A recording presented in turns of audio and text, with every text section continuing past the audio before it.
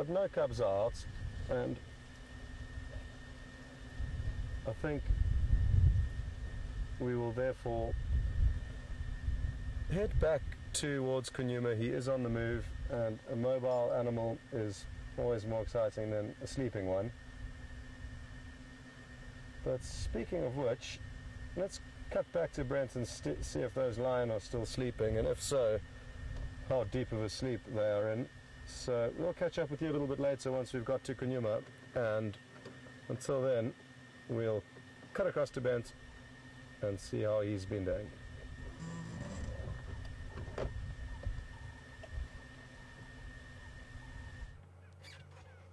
Welcome back, guys. As you can see, very little happening out here.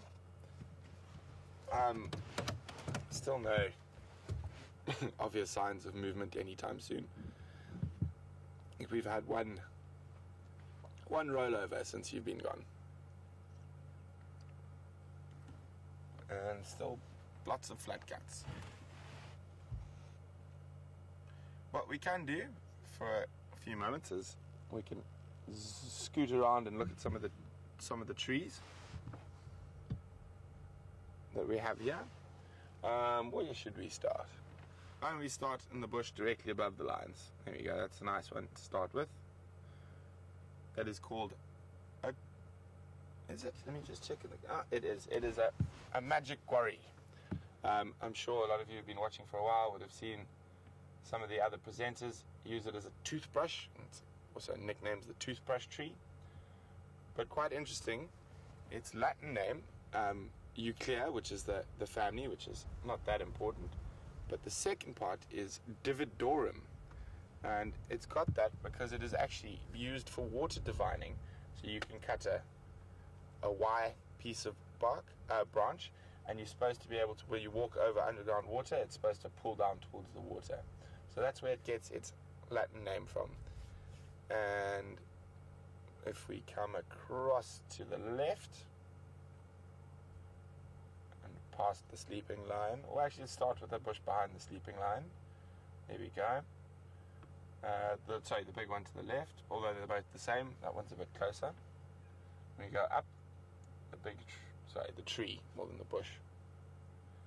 That is a red bush willow, or combretum. Now, the whole family of them have those very interesting four-sided fruits that when they...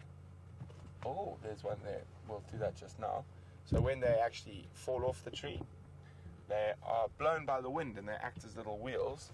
I'm just going to move the car a little bit so I can grab a different bush willow, but the fruit will be the same shape. There's one right next to us up here. I'm just going to pop up for a second. So I'm just going to take my earpiece out. And this tree right above us now at the moment is a russet bush willow.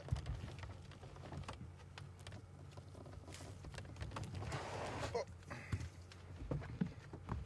There we go. And it's the same family as the red bush willow, but it's called a russet bush willow because of the color of the fruit. So it's that lovely russet color. And there I was talking about the 4 different wheels. So basically what would happen, I'm going to pop it on the dashboard here. When the wind blows, there we go, it did it for me. I didn't even have to try another one. So when the wind blows, see if the wind picks up again. No, okay. I'll have to stop this side and go the other way. It's gonna,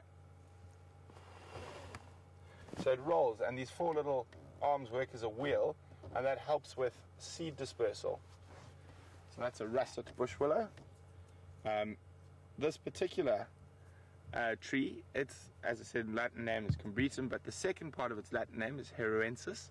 It's named after the Herero tribe that are indigenous to Namibia, or central Namibia and western Botswana, and because they use this as cattle fodder during times of drought, they'll collect the seeds and feed it to their cattle. Also, it's been said you can make a coffee substitute out of it, although I have never tried personally. Well, let's check while the lions are sleeping and get my tree book. Maybe there's some local medicinal uses. And this way we can all learn together. Combretons. ABC.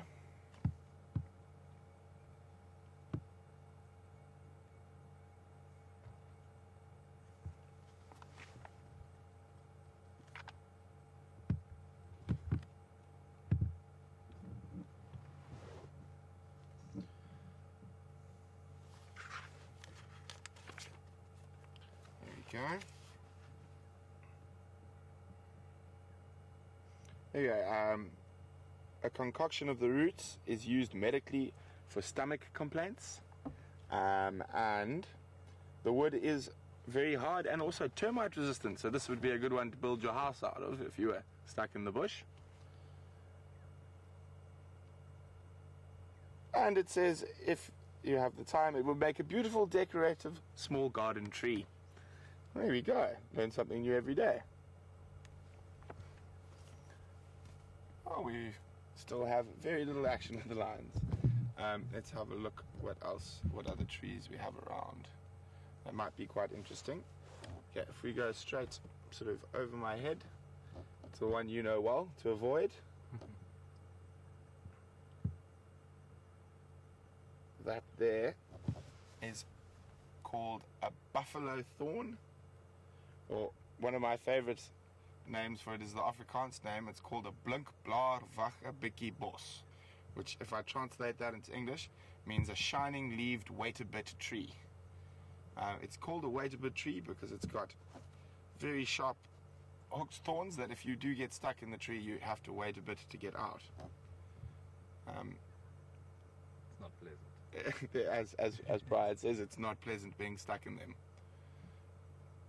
One of our few evergreens in the area, so they hold their leaves for the whole year, and they are very important for browsing species like bushbuck, kudu, enyala, and even impala during the very, very dry months, because they provide very good browse throughout the year. And later on, as winter comes through, you can actually see the different trophic levels, so the different levels that the animals browse at.